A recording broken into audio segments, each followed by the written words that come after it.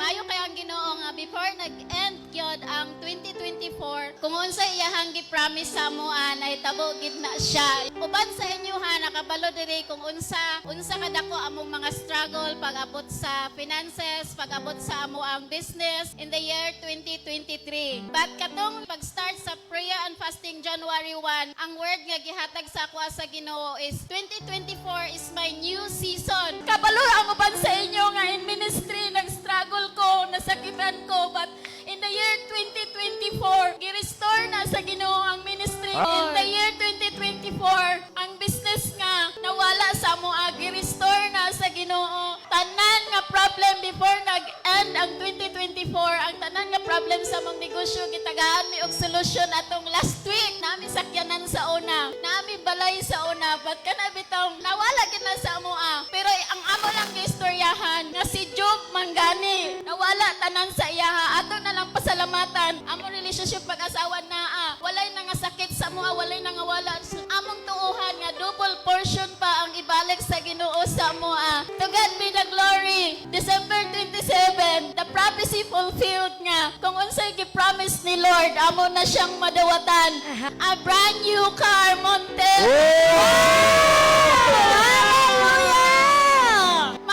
John, nag-atumi sa tanhay, naggrabe nga receive gid namo unsay gi-prophesy ni Prophet Joe. Unya ingon man siya dadto nga adunay na makadawat og mga brand new car. Ako gid na siyang gi-receive, amo nang gidawat tanan unsay gi-declare niya sa moa. Ako confident ko na assurance si Lord na bago mag-end ang 2024 madawatan gyud namo ang brand new car. Hallelujah! Og pasalamat gyud mi sa mo ang mga tao nga nag-help sa mo in prayer. That's the power of the living God. Spiritual parents, Bishop Ray and Pastora Analisa sa among family sa tanan kauban sa ministry. At Hallelujah. among iniklara in the year 2025, supernatural speed sa ministry sa Hallelujah! in the name of Jesus. Wala kabalo ang tanan nga nami utang sa bangko 3 million. Last month, November, naimpas ang among utang sa bangko. Fully paid. Akong pagdasig sa inyo kung na may mga pagsulay, na may mga struggle, dot mo sa Ginoo. Bikod ana mga pagsulay, adunay panalangin nagulat. Amen! Hallelujah! Hallelujah! Labaw sa tanan ayog mong buhi sa right connection. Na ay Amen. purpose ang Ginoo nganong nag-Jesus Alpha and Omega ta. Amen. Tungod kay gusto sa Ginoo, paspas ang acceleration, paspas ang restoration sa atong kinabuhi. Hallelujah! Amen!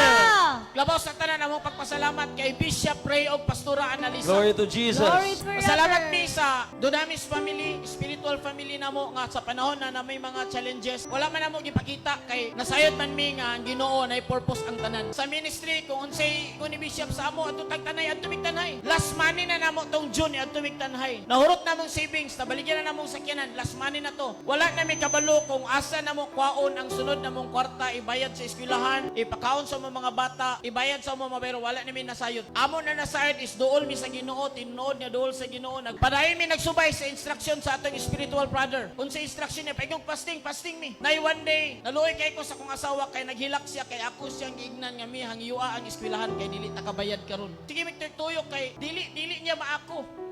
Adto na siya dito, di gihangyo naman ako, hangyo dito balik. Hilak siya. Ako po hilak ko sa akong kasing-kasing ko nga Lord, ay no nga dili mi niyo pasagdan. One day na ay testimony maabot sa amo ang kinabuhi. Ang atong spiritual leader gani, mo declare gyud nagprophecy i-claim ninyo. Pagka next month nay tubag sa Ginoo sa ako pinaagi sa business opportunity. Gigrab na ako, duha lang ka bulan, nibalik ang akong income sa 6 digit. Upat 5 ka bulan. Walay makapugong ko ang Ginoo manalangin sa imo, panalanginan gyud ka. Pero kailangan dot ka sa tao, sa spiritual leader nga gihatag sa Ginoo sa imo. Ayaw bulag kay naa sa ilahang anointing. Grabe kalisod amo na yan. But November na impas na among utang sa 3 million. December gitagaan mig brand new car sa Ginoo. Hallelujah!